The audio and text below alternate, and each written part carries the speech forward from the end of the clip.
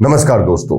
देश का सबसे संवेदनशील हिमालयी राज्य है वही उत्तराखंड, जहां जल, जंगल और जमीन बचाने के लिए आंदोलन हुआ था, वहीं आज इन तीनों की सबसे ज्यादा लूट हो रही है। जिस राज्य का जन्म पर्यावरण की सुरक्षा के नारे के साथ हुआ था, आज उसी राज्य के हजारों साल पुराने देवदार के जंगल विकास के नाम पर काटे जा रहे हैं।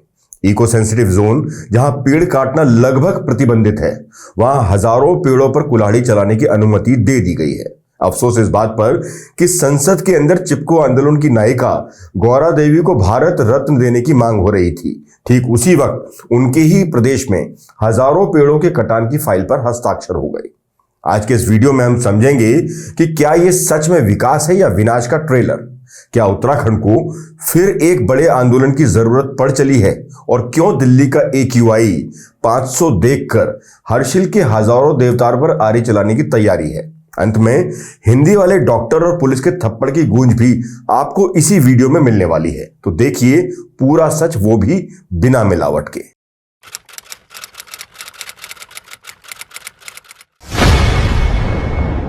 जिस उत्तराखंड की मांग यहां के जल, जंगल और जमीन बचाने के लिए हुई थी, हैरानी की बात यह है कि राज्य बनने के बाद इन तीनों ही चीजों की सबसे ज्यादा लूट हुई है। यहां की नदियों के सीने बड़े बड़े हाइड्रो प्रोजेक्ट चीर रहे हैं, जमीनें बड़े बड़े भूमाफियाओं के हाथ जा रही हैं और जंगल विकास के नाम की भेंट चढ़ रहे हैं। यकीनन इन सब हालात को देखकर यही प्रतीत होने लगा है कि उत्तराखंड को वाकई अब एक बड़े आंदोलन की जरूरत आन पड़ी है।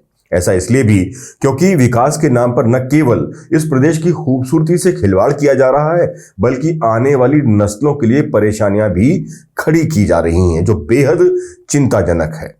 इस प्रदेश के हुक्मरानों के पास यहाँ के विकास के लिए ना कोई नीति है और ना नीयत। ये बात एक बार फिर चरितार्थ हो रही है उस फैसले से जिसे जो भी जान सुन रहा है वो हैरान है। मामला ही कुछ ऐसा है। उत्तरकाशी का हर्षिल, जो अपनी बेइंतहा खूबसूरती के लिए जाना जाता है, आज उसको लगता है सरकार के कथित विकास की नजर लग चुकी है और अब उसी विकास के लिए उसकी खूबसूरती को रौंदने की तैयारी चल रही है। दरअसल उत्तरकाशी जिले के इको सेंसिटिव जोन क्षेत्र में हजारों पेड़ों को हटाए जाने की तैयारी हो रही है। इस क्षेत्र में बड़े निर्माण और पेड़ काटने जैसे कामों पर पहले से ही काफी हद तक रोक है। बावजूद इसके उत्तरकाशी से गंगोत्री तक सड़क चौड़ीकरण के लिए पेड़ों को काटे और ट्रांसलोकेट किए जाने की अनुमति दे दी गई है। बाकायदा पेड़ों को चिन्हित भी कर लिया गया है। उत्तरकाशी जिले में गंगोत्री तक सड़क चौड़ीकरण के लिए अब इन हजारों देवदार के पेड़ों की आहुति दी जानी तय है। इस प्रोजेक्ट को विभिन्न स्तरों से मंजूरी मिल चुकी है, लेकिन इस विकास परियोजना के साथ ही एक बड़ा पर्यावरणीय संकट भी जुड़ गया है। इको सेंसिटिव जोन में आने वाले इस क्षेत्र में कुल 6822 पेड़ों को काटा जाना एक बहुत बड़ी हानि इस क्षेत्र के लिए मानी जा रही है, खासतौर पर तब और ज्यादा जब इन्हीं ऊंचे हजारों देवदार से ही हर्षिल की खूबसूरती देश और दुनिया में जानी जाती है। ये पूरी सड़क इको सेंसिटिव जोन के अंतर्गत आती है, जहां बड़े निर्माण कार्य और पेड़ कटान पर सामान्यतः प्रतिबंध रहता है। इस पर सरकार का तर्क है कि बेहतर सड़क कनेक्टिविटी से सेना की आवाजाही, तीर्थ यात्रा और आपातकालीन सेवाओं को इस चौड़ीकरण से मजबूती मिलेगी। इससे पहले भी 2006 में भागीरथी और गंगा नदी के तट पर 3 जल विद्युत परियोजनाओं को मंजूरी दी गई थी, लेकिन बड़े विरोध के कारण ये तीनों परियोजनाएं रद्द कर दी गई थीं, जिसके बाद केंद्र सरकार ने इस क्षेत्र को पर्यावरण संवेदनशील क्षेत्र घोषित करने का फैसला कर लिया था। पर्यावरण संरक्षण अधिनियम 1986 में दिए गए प्रावधानों के तहत 18 दिसंबर 2012 को गौमुख से उत्तरकाशी तक भागीरथी इको सेंसिटिव जोन घोषित किए जाने का नोटिफिकेशन जारी किया गया था। ये क्षेत्र करीब 4179.59 वर्ग किलोमीटर का है, लेकिन साल 2018 में अधिसूचना में संशोधन किया गया, जिसके बाद इस संवेदनशील क्षेत्र में अनियमित गतिविधियां होने लगी, जिसका नतीजा है कि इस क्षेत्र में प्राकृतिक घटना ने भयंकर आपदा का रूप ले लिया। सवाल है कि क्या ऐसे ही हर्षिल के साथ होने वाला है? जो क्षेत्र संवेदनशील है, उन क्षेत्रों की संवेदनशीलता को दरकिनार कर डेवलपमेंट के कार्य किए जा रहे हैं, जो आने वाले समय में एक बड़ी चुनौती बन सकती है। सवाल यह है कि क्या यह विकास किसी आने वाले विनाश की आधारशिला तो नहीं? उत्तराखंड के उत्तरकाशी जिले के जिस क्षेत्र यानी धराली में आपदा आई, वो क्षेत्र भागीरथी परिस्थितिक संवेदनशील क्षेत्र में स्थित है, जो एक हाल ही का उदाहरण है जिसे भूला नहीं जा सकता। बड़ी संख्या में पेड़ों को हटाए जाने की खबर सामने आने के बाद पर्यावरण प्रेमियों और सामाजिक संगठनों की ओर से विरोध के स्वर तेज हो गए। मामला राज्यसभा तक भी पहुंच चुका है, जहां छत्तीसगढ़ की कांग्रेस सांसद ने इस मुद्दे को उठाकर केंद्र सरकार को पर्यावरण संरक्षण सवाल पर घेरने की कोशिश की है। यहां हैरानी की बात यह है कि उत्तराखंड का एक भी सांसद इस पर कुछ बोला नहीं, जबकि इसी सत्र में भाजपा के सांसद महेंद्र भट्ट राज्यसभा में मांग कर रहे थे कि चिपको आंदोलन की प्रणेता गौरा देवी को भारत रत्न दिया जाए। जब उनकी ये मांग सदन में गूंज रही थी तो वन एवं पर्यावरण मंत्रालय उत्तरकाशी के गंगोत्री इलाके के 6000 देवदार के पेड़ों के कटान की अनुमति दे रहा था, जो पूरी तरह से इको सेंसिटिव जोन है। चिपको आंदोलन के जरिए उत्तराखंड के पेड़ों की रक्षा करने वाली जिस गौरा देवी को भारत रत्न देने की मांग सांसद भट्ट ने की, उसी रैणी गांव का अस्तित्व खतरे में है। ऋषि गंगा हाइड्रो प्रोजेक्ट ने इस गांव को लगभग तबाह कर दिया है। बावजूद इसके आज तक भी गांव का विस्थापन नहीं हो सका। उन्हीं के गांव में लगी उनकी मूर्ति तक हटा दी गई, पर शायद महेंद्र भट्ट या उनकी भाजपा सरकार इस बात से अनभिज्ञ है। पर यह राजनीति का खेल है जिसने रत्न की मांग कर डाली। वृक्ष कटान को लेकर भैरव घाटी हर्षिल क्षेत्र में स्थानीय लोगों ने भी विरोध तेज कर दिया है। हजारों की संख्या में हिमालयी देवदार के पेड़ों पर कुल्हाड़ी चलाए जाने की आशंका से ग्रामीणों, पर्यावरण प्रेमियों और सामाजिक संगठनों में गहरी चिंता है। इसी विरोध को स्वर देने के लिए क्षेत्र में देवदार बचाओ अभियान शुरू किया गया है, जिसमें लोग पेड़ों पर रक्षा सूत्र बांधकर उन्हें बचाने का संकल्प जता रहे हैं। स्थानीय जनता का कहना है कि गंगोत्री राजमार्ग का विकास महत्वपूर्ण है, लेकिन इसके नाम पर देवदार जैसी संवेदनशील और दुर्लभ प्रजाति को नुकसान पहुंचाना किसी भी तरह से उचित नहीं। ग्रामीणों के अनुसार देवदार न सिर्फ हिमालय की जैव विविधता का आधार है, बल्कि आपदा प्रवण क्षेत्र में मिट्टी को थामने और जल स्रोतों को सुरक्षित रखने में भी महत्वपूर्ण भूमिका निभाता है। उनका कहना है कि यदि इस पैमाने पर पेड़ काटे गए तो आने वाले वर्षों में क्षेत्र में भूस्खलन, जल संकट और पारिस्थितिक असंतुलन गंभीर रूप ले सकता है। सवाल यह है, जिस बात को स्थानीय लोग तक समझ रहे हैं, क्या उसको हमारी सरकारें नहीं समझ रही या फिर समझना नहीं चाहती? प्रदर्शनकारियों ने प्रशासन से मांग की कि सड़क चौड़ीकरण का डिजाइन पुनः तैयार किया जाए और वैकल्पिक तकनीक संसाधन तलाशे जाएं, जिससे बड़े पैमाने पर वन कटान से बचा जा सके। स्थानीय संगठनों ने चेतावनी दी है कि यदि बिना जन सुनवाई की परियोजना आगे बढ़ाई गई तो विरोध और व्यापक होगा। इतना ही नहीं, अब भाजपा के ही वरिष्ठ नेता और आरएसएस संगठन भी इसके विरोध में खड़ा हो गया है। रक्षा सूत्र बांधने वालों में स्थानीय लोगों के साथ पर्यावरण कार्यकर्ता तथा राष्ट्रीय स्वयंसेवक संघ के कुछ स्वयंसेवक भी शामिल रहे। पूर्व केंद्रीय मंत्री डॉक्टर मुरली मनोहर जोशी और डॉक्टर कर्ण सिंह ने भी आंदोलन को समर्थन दिया है। हैरानी तब और हो जाती है जब एक तरफ पेड़ बचाने के लिए लोग आंदोलन की राह पर हैं, तो दूसरी तरफ स्थानीय लोग ये तक दावा कर रहे हैं कि धराली और आसपास के सीमांत गांव यानी उपला टकनौर के ग्रामीणों के बीच प्रशासन ने ही फूट डलवा दी है कि देवदार के पेड़ों पर जिन लोगों ने रक्षा सूत्र बांधे हैं वो उनके साथ नहीं है। बाकायदा भटवाड़ी की एसडीएम शालिनी नेगी को इस संबंध में कुछ ग्रामीणों ने ज्ञापन भी दे डाला है। हालांकि ये दावा कितना सही है इसकी हम पुष्टि नहीं कर सकते, लेकिन ये भी सच है कि सामरिक महत्व से कहीं अधिक कुछ तथाकथित ठेकेदारों, इंजीनियरों, नेताओं और नौकरशाहों को नकदी चाहिए। जानकार मानते हैं कि नकदी का सबसे अच्छा माध्यम है सड़क बनाओ। सड़क प्रोजेक्ट नकदी या कैश फ्लो जनरेट करता है और विकास के नाम पर वर्ल्ड बैंक, IMF और अन्य वैश्विक एजेंसी कर्जा भी दे देती हैं। हमारे 8 सांसद हैं, सब चुप। भला हो छत्तीसगढ़ की सांसद रंजीत रंजन का, जिन्होंने संसद में खुलकर देवदार के पेड़ों को बचाने की बात बोली। वैसे एक सच ये भी है कि हिमालय बचेगा तो ही दिल्ली भी बचेगी। पर्यावरण के साथ एक तरफ प्रधानमंत्री कहते हैं एक पेड़ माँ के नाम लगाओ, और दूसरी तरफ विकास का ढकोसला देके लाखों पेड़ काटे जाते हैं। मैं फिर से आकर्षित करना चाहती हूँ, चाहे हसदेव हो, चाहे उत्तराखंड हो, गंगोत्री, इसी सदन में आश्वासन दिया गया था पिछले से पिछले सदन में सारे मंत्रियों ने, चाहे डिफेंस मिनिस्टर हो, चाहे पर्यावरण मंत्री हो, उन्होंने कहा था कि हम देवदार के वृक्षों को नहीं काटने देंगे। आज वहां से जो रिपोर्ट आ रही है कि जो इको सेंसिटिव जोन भागीरथी के गंगोत्री का है, वहां से 6000 पेड़ों को काटने की अनुमति दे दी गई है।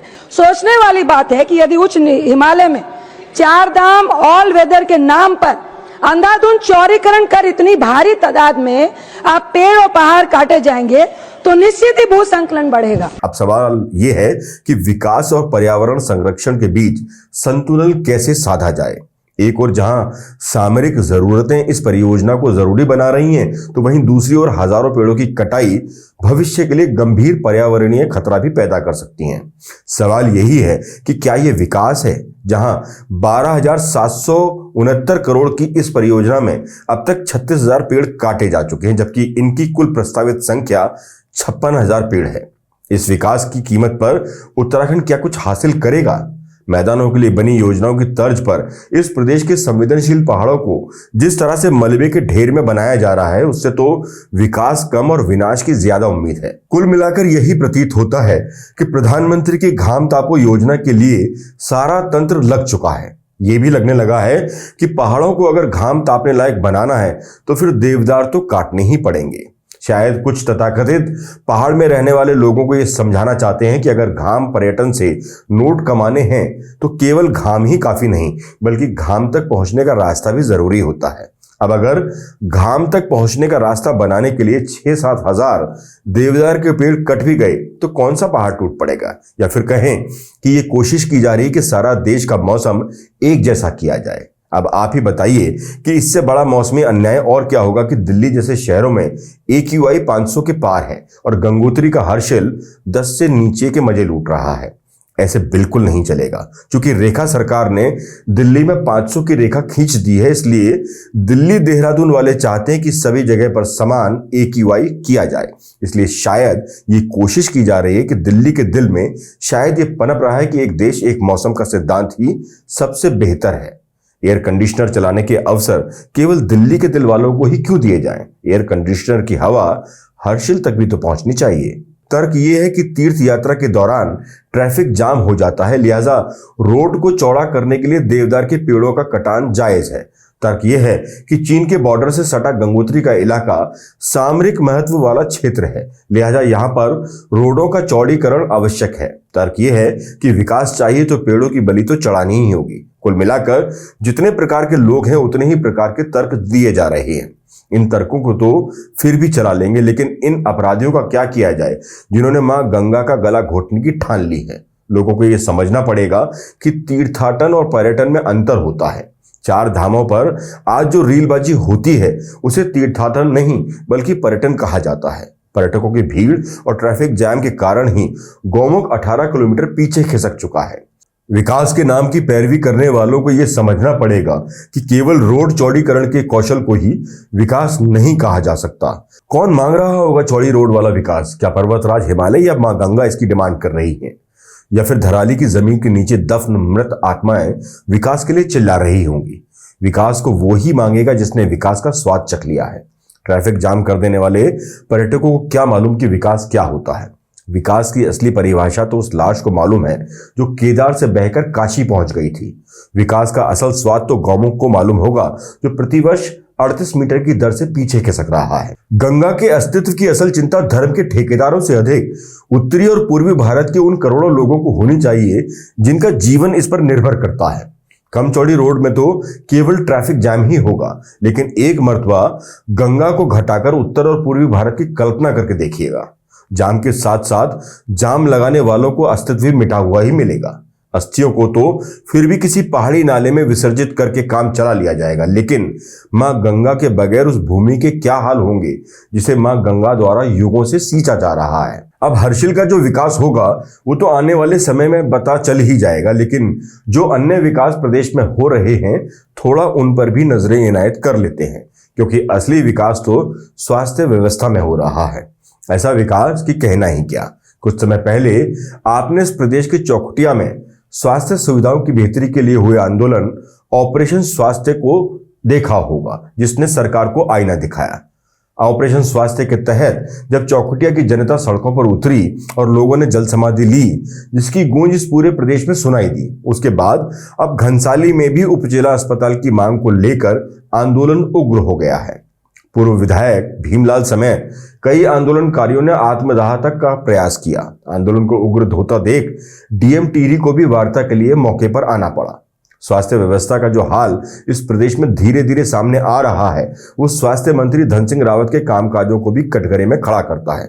धन सिंह रावत सिर्फ बातों के ही धनी हैं। धन सिंह रावत ने मई 2022 में पूरे आत्मविश्वास के साथ एक घोषणा की थी, जिसके तहत राज्य के मेडिकल कॉलेजों में हिंदी माध्यम में एमबीबीएस पाठ्यक्रम शुरू किया जाना था। दावा यह था कि ये पहला राष्ट्रीय शिक्षा नीति 2020 की भावना में है, जिसमें भारतीय ज्ञान परंपरा और मातृभाषा में शिक्षा पर बल दिया गया है।